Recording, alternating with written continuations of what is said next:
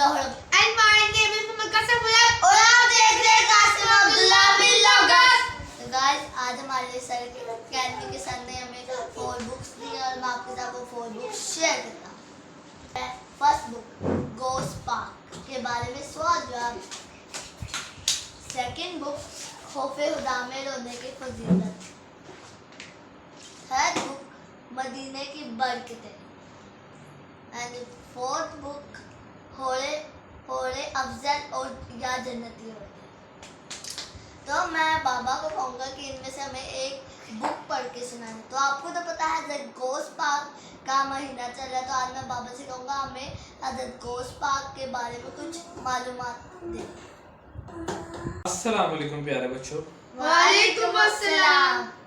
तो आज मैं थोड़ी सी लबकुशाई करने जा रहा हूँ हुजूर गौस पाक के मुतालिक, जिनकी तारीफ जितनी भी की जाए उतनी कम है।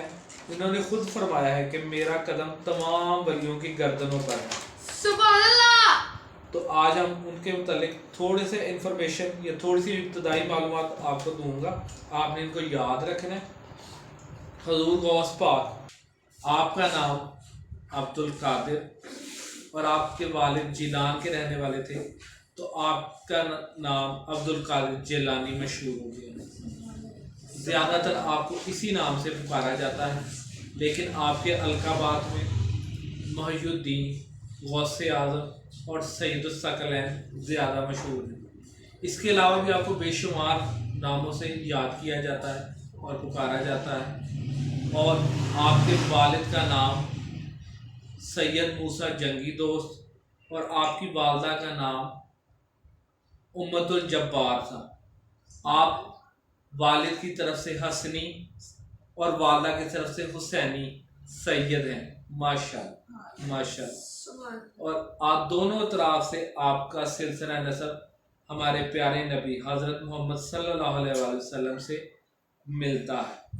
आपने इब्तदाई तालीम अपनी वालदा के कहने पर जिलान शहर को छोड़कर बगदाद शरीफ हासिल करने के लिए गए, और रास्ते में बड़ा ही मशहूर वाक़या आपके साथ पेश आया, और वो सब को ही पता है कि कैसे काफिले को लूटने के लिए डाकू आ गए थे, और कैसे आपने सुना है। माशाल्लाह, ये तो बुक्स में भी पढ़ा जाता है। जब हम थे तो हमारे तो बुक्स में इनका बहुत मशहूर हाँ ये मशहूर वाक़या। ये बहुत मशहूर। तो इस वाक़े से हमें ये सबक मिलता है कि झूठ कभी नहीं बोलना चाहिए। उन्होंने बिल्कुल 9 उम्री कि अभी वो बचपन की हालत में थे, अभी वो आलम बलोगत में भी नहीं आए थे, उससे पहले भी उन्होंने झूठ कभी नहीं बोला। तो इस वाक़े से आपको ये सबक मिलता है कि कभी आपने झूठ नहीं बोलना। और देखिए, उन्होंने अपनी वालदा के कहने पर अमल किया। उनको पैसों की कोई फिक्र नहीं थी।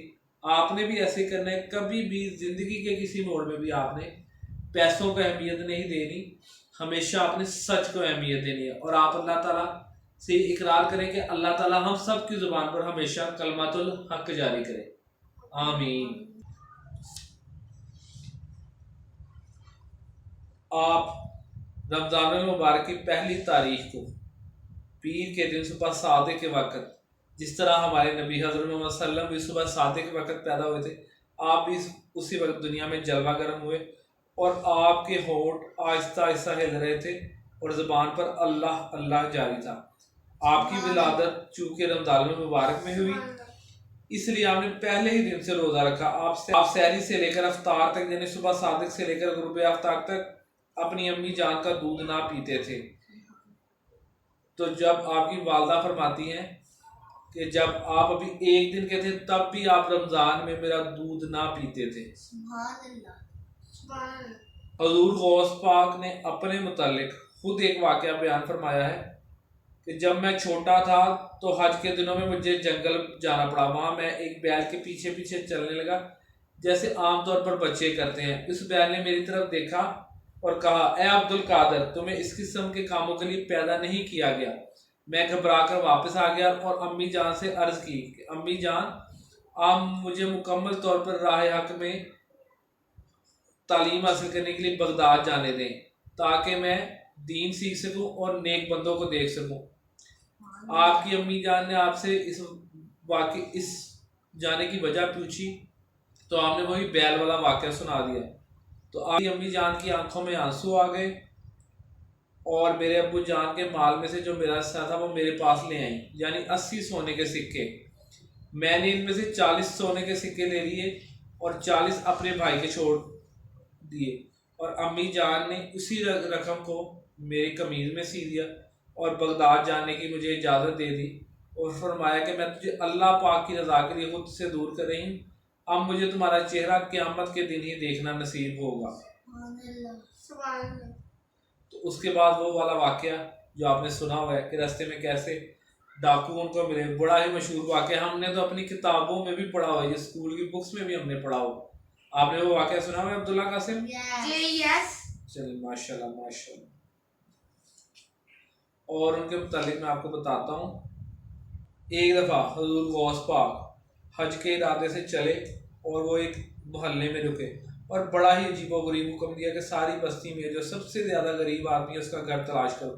جب تلاش کر لیا گیا تو حضور غوث پاک نے اس گھرانے سے اس گھر میں رکنے کی اجازت مانگی۔ ان لوگوں کی تو قسمت ہی چمک اٹھی اور انہوں نے ہنسی خوشی اجازت دے دی۔